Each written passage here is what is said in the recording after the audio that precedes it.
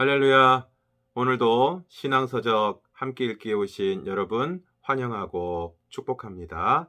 오늘도 견뎌낼 힘, 이겨낼 은혜, 오늘은 12장 내 손을 늘어뜨리지 말라 부분을 함께 읽으면서 은혜를 나눌 수 있기를 원합니다. 오늘 본문은 스바냐 3장 14절에서 20절까지의 말씀인데 17절 말씀을 보면 너의 하나님 여호와가 너의 가운데 계시니 그는 구원을 베푸실 전능자이시라. 그가 너로 말미암아 기쁨을 이기지 못하시며 너를 잠잠히 사랑하시며 너로 말미암아 즐거이 부르며 기뻐하시리라 하리라. 오늘 이 본문의 말씀을 통해서 또 책의 내용을 함께 나눌 수 있기를 원합니다. 소선지서를 보면 앞부분은 하나님의 강력한 심판을 이야기하지만 뒷부분은 소망으로 결론을 맺고 있습니다. 스바냐서의 앞부분은 어둡고 침통한 분위기입니다. 이스라엘 전체가 절망에 사로잡혀 있습니다. 당시 사악한 왕 므낫세의 통치하에 있던 이스라엘은 정치적으로 영적으로 굉장히 타락하고 혼란스러웠습니다. 이스라엘 백성들은 두려움과 절망으로 어깨에 힘이 빠지고 맥이 빠진 채 용기를 잃고 낙심 가운데 있었습니다. 지금 우리의 모습도 이와 비슷합니다. 많은 사람이 손을 늘어뜨린 채 힘이 없고 처져 있습니다. 뭔가 잘해보려고 했지만 영적 삶에서 계속 실패할 때, 죄가 반복될 때 어깨를 축 늘어뜨리게 됩니다. 은혜를 받고 영적으로 승승장구하면 살맛이 나는데 실수하고 죄를 지으면 낙심하고 절망합니다. 우리는 주변 환경으로 낙심하고 절망할 때가 많습니다. 모든 것이 힘들고 생각대로 되지 않으면 침통해집니다. 주변을 둘러보면 육체적 고통보다 정신적 고통을 겪고 있는 사람이 훨씬 많은데 이것은 우리의 환경에서 느끼는 절망적 요소 때문입니다. 건강이 나빠지거나 나이가 드는 것도 우리의 손을 늘어뜨리게 하는 요소입니다. 몸이 약해지면 삶의 의욕이 떨어지고 인간적 기대가 무너지면 삶의 절망감이 찾아옵니다. 살다 보면 마음대로 되지 않는 일이 너무 많습니다. 현실은 언제나 우리의 기대와 다르게 돌아갑니다.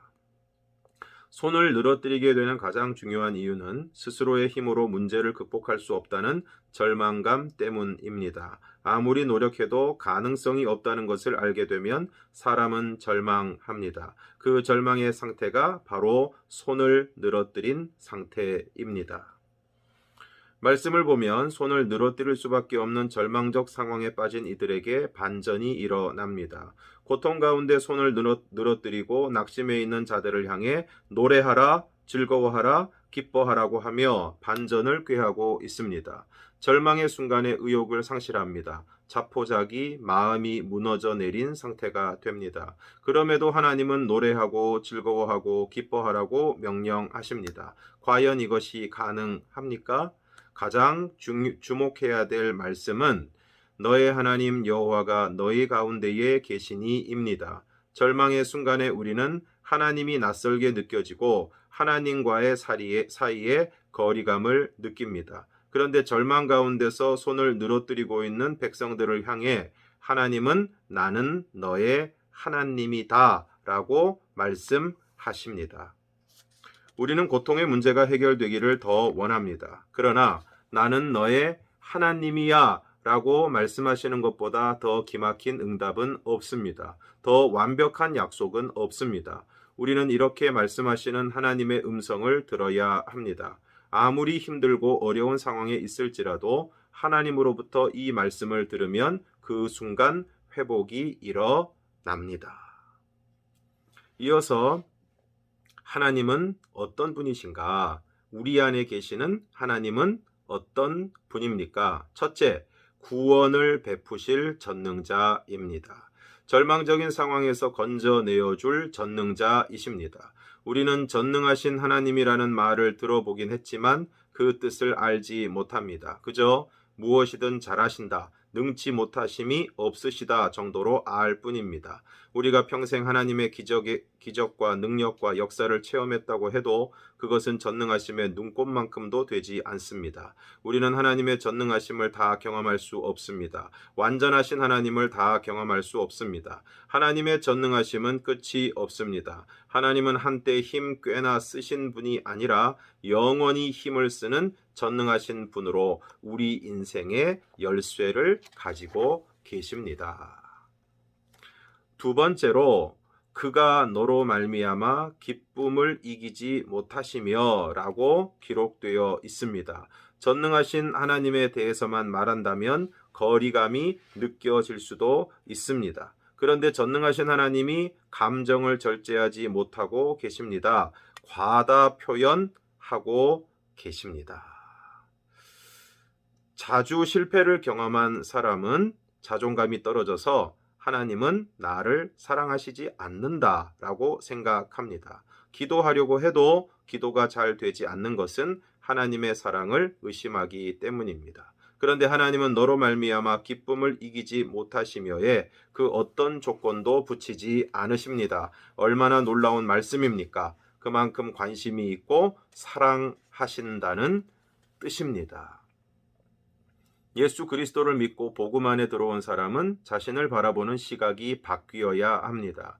과거에 매여 있을 필요가 없습니다. 과거의 실패로 자신을 탓하고 좌절하며 세월을 보내지 않습니다. 하나님은 우리를 바라보며 기뻐한다고 말씀하셨습니다. 내가 가지고 있는 재능이나 헌신 때문에 내가 너를 기뻐한다고 말씀하지 않으십니다. 사랑을 표현하시는 하나님 앞에서 우리는 그 사랑을 받아들이기만 하면 됩니다. 하나님의 사랑에는 조건이 없습니다. 셋째, 너를 잠잠히 사랑하시며 라고 기록되어 있습니다. 잠잠히 사랑하신다는 것은 친밀감의 표현입니다. 말씀을 보면 너의 하나님, 너의 가운데에 너로 말미암아 너를 잠잠히 사랑하시며 라는 2인칭을 사용하고 있습니다. 이는 친밀한 사랑의 표현입니다. 1대1의 관계를 의미합니다. 우리가 알든 알지 못하든 상관없이 하나님은 우리를 잠잠히 사랑하십니다. 알지 못하고 느끼지 못해도 하나님은 우리를 사랑하십니다. 아이가 잠들어 있을 때 부모는 잠잠히 아이를 바라봅니다. 아이가 아프면 밤을 새워가면서 닦아주고 어루만져주고 기도해주며 아이의 옆에 잠잠히 있습니다. 아침에 일어났을 때 아이는 그 사실을 알 길이 없습니다. 진짜 사랑은 잠잠히 사랑하는 것입니다. 사랑한다고 떠드는 것이 사랑이 아닙니다. 지금 우리는 하나님의 그 사랑 안에 있습니다. 너의 하나님 여호와가 너희 가운데 계시니 라는 말씀이 구체적으로 이루어지고 있습니다. 2000년 전 예수 그리스도께서 이 땅에 오심으로 하나님의 사랑이 구체화되었습니다. 우리 가운데 계신 하나님, 우리를 너무 사랑하셔서 우리를 위하여 죽기까지 하신 하나님은 엄청난 대가를 지불하며 우리에게 사랑을 드러내셨습니다. 스바냐서에 나오는 우리에 대한 하나님의 사랑 표현을 우리는 복음 안에서 예수 그리스도를 통해 충분히 경험했습니다. 하나님은 우리를 얼마나 사랑하는지를 말이 아닌 어마어마한 대가를 지불하심으로 표현하셨습니다. 지금도 하나님은 잠잠히 사랑하십니다. 하나님의 사랑은 우리가 그것을 느끼든 느끼지 못하든 우리 곁에 있습니다. 하나님은 그것을 십자가를 통해 이미 입증하고 충분히 드러내셨습니다. 이 세상 어디서도 경험할 수 없는 완벽하고 충만하고 완전한 사랑입니다. 우리 심령을 충분히 회복시키고도 남는 모자라지 않는 사랑입니다.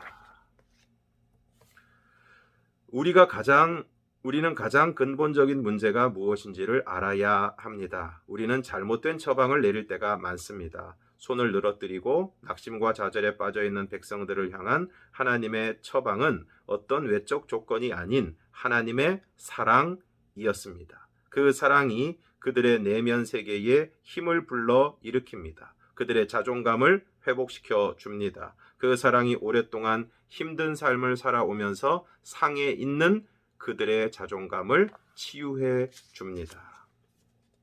하나님은 그들에게 고통을 주는 원인을 제거하겠다고 약속하십니다. 그 처방은 무엇입니까?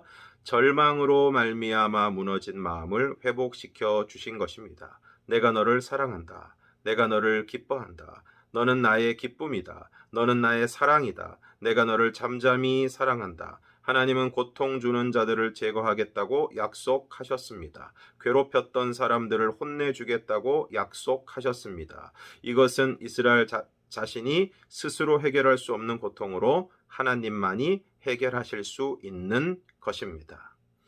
우리 삶에는 우리 힘으로 걷어낼 수 없는 장벽과 고통이 있습니다. 그런데 전능하신 하나님이 그 모든 것을 제거해 주겠다고 약속하십니다. 문제 해결로 끝내는 것이 아니라 완전한 회복을 약속하십니다. 하나님은 일시적인 위안이 아닌 완전한 회복의 길로 인도해 주십니다. 하나님은 막연하고 모호하게 말씀하지 않고 나는 너의 하나님이야. 내가 너와 함께하겠다. 내가 너로 말미암아 기쁨을 이기지 못하겠다라고 말씀하십니다. 우리의 신앙생활은 우리로 말미암아 즐거워하시는 하나님 안에서 하나님과 함께 즐거워하는 것입니다. 이것이 구원의 삶입니다. 그러므로 하나님이 내가 너를 사랑한다 라고 말씀하실 때 나도 주님을 사랑합니다 라고 반응해야 합니다. 나도 주님을 인하여 기뻐합니다 라고 반응해야 합니다. 기뻐하고 즐거워하는 회복의 은혜를 누릴 수 있는 사람은 하나님의 사랑에 반응하는 사람입니다.